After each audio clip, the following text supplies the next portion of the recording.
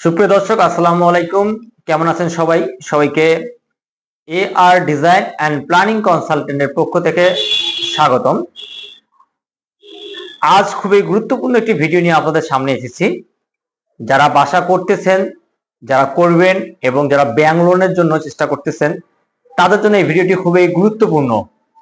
এমন দুটি কাগজের কথা বলবো আমি আজকে নিয়ে, এই বিষয় নিয়ে, পেপারস, যেটি না হলে আপনি কখনোই প্ল্যান পাস করতে পাবেন না বা ব্যাংক লোন নিতে পাবেন না।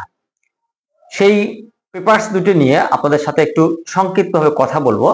অবশ্যই ভিডিওটি শেষ পর্যন্ত দেখবেন, কারণ কি শেষ পর্যন্ত না দেখলে আপনি ভিডিওটি বুঝতে পাবেন না আমি আপনাদেরকে কি বিষয় নিয়ে কথা বলতেছি। আমার হাতে দেখতে পাচ্ছেন, আমার হাতে দুটি পেপারস রয়েছে, যেটি আমাদের লাইসেন্সকৃত অফিস থেকে করা। সেই জিনিসটা নিয়ে আমি আলোচনা করব।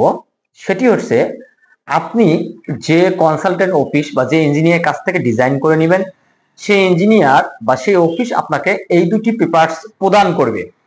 আপনারা অনেকেই ডিজাইন করেছেন, কিন্তু ব্লুপ্রিন্ট শিট করে নেওয়ার পরেই পরবর্তী আপনি 1-2 বছর পর আপনি প্ল্যান পাস করতে চাচ্ছেন, কিন্তু সেই ইঞ্জিনিয়ারের সাথে আর আপনার যোগাযোগ হচ্ছে না বা সেই ইঞ্জিনিয়ার আপনাকে সময় দিচ্ছে না।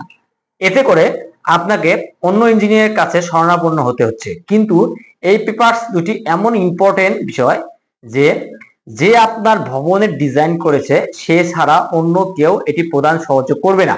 কারণ কি, এখানে এমন কিছু বিষয় লেখা আছে যেটি এই ভবনের দায়ভার শুধু ওই ইঞ্জিনিয়ার বহন করবে। সাপোজ আমি একটি ভবনের ডিজাইন করে দিয়েছি, কিন্তু আমার সাথে সেই ইঞ্জিনিয়ার যোগাযোগ নেই। অন্য ইঞ্জিনিয়ার যখন এই প্রত্যয়নপত্রটা বা এই অঙ্গীকার নামাটা বা সম্মতি পত্রটা প্রদান করবে, তখন ওই ভবনের সম্পূর্ণ দায়ভার ওই ইঞ্জিনিয়ার উপর পড়বে। আগের যে ইঞ্জিনিয়ার ডিজাইন করেছে তার উপর কোনো দায়ভার পড়বে না। এজন্যই এই পেপারস গুলো সহজে কেউ রিস্ক নিয়ে দিতে চায় না।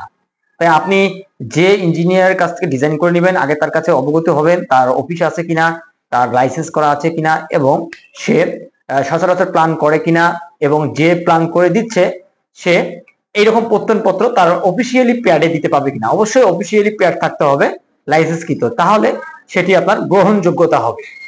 এখন আমি আপনাকে দেখাই, এখানে আমরা দুটো পত্রের মধ্যে একটি পত্র দেখেন, এখানে লেখা আছে প্রত্যয়ন পত্র। এই যে প্রত্যয়ন পত্র, এখানে আমরা ইঞ্জিনিয়ার সাইন আছে, প্লাস এখানে জমি বিবরণ সব লেখা আছে, এবং উপরে প্রত্যয়ন পত্র লিখে এখানে লেখা যেটি আছে আমি একটু পরে শোনাই।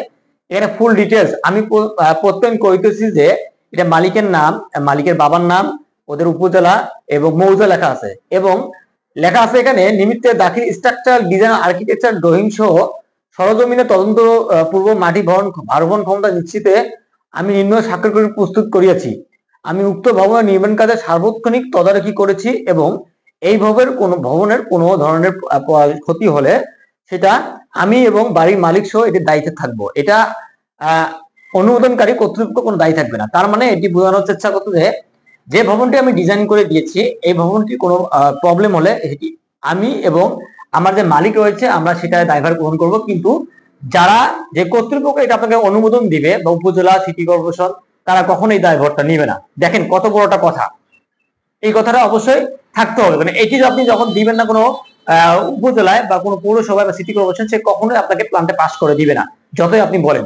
সেম ভাবে একটি সাইট সুপারভিশন, মানে আমি এই ভবনটি প্রথম থেকে শেষ পর্যন্ত আমি সাইট ভিজিট করেছি, লেআউট থেকে শুরু করে সবকিছু করেছি, এটার একটা প্রত্যয়নপত্র দিতে হবে। এই দুটি আপনি প্রত্যয়নপত্র দিয়ে আপনি যখন আপনার blueprint sheet plus soil test সহ আপনি যখন জমা দিবেন পৌরসভায়, তখন এরা এটি আপনাকে ইমপ্রুভ করবে এবং এটি ইনকোয়ারি করে দেখবে। দেখার পরে প্লাস এই নাম্বারে, আমাদের তো অফিসের নাম আছে, আমাদেরকে একটা ফোনও দিতে পারে। ফোন দিয়ে জিজ্ঞেস করতে পারে যে আপনি এই ভবনটি স্ট্রাকচার ডিজাইন বা এই ভবনটি ডিজাইন প্ল্যান আপনি করেছেন কিনা।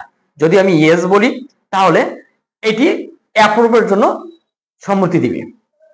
তাহলে বুঝতে পেরেছেন তো কত বড় গুরুত্বপূর্ণ একটি অংশ। এটা আমরা অনেকে অবহেলা করি, অনেকে ডিজাইন প্ল্যান করে নেওয়ার পর কোনো ইঞ্জিনিয়ারের কাছ থেকে কোনো তাদের ডকুমেন্টস বা কোনো বিষয় নেই না।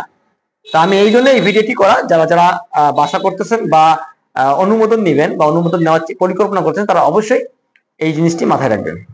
ভালো থাকবেন, এবং অবশ্যই আমাদের এই ডিজাইন প্ল্যানের পাশে সবসময় থাকবেন এবং আমাদেরকে সামনে এগিয়ে যাওয়ার জন্য উপদেশ দিবেন। ভালো থাকবেন, আসসালামু আলাইকুম, এবং এআর ডিজাইন অ্যান্ড প্ল্যানিং কনসালটেন্টের সাথে সবসময় থাকবেন। ধন্যবাদ।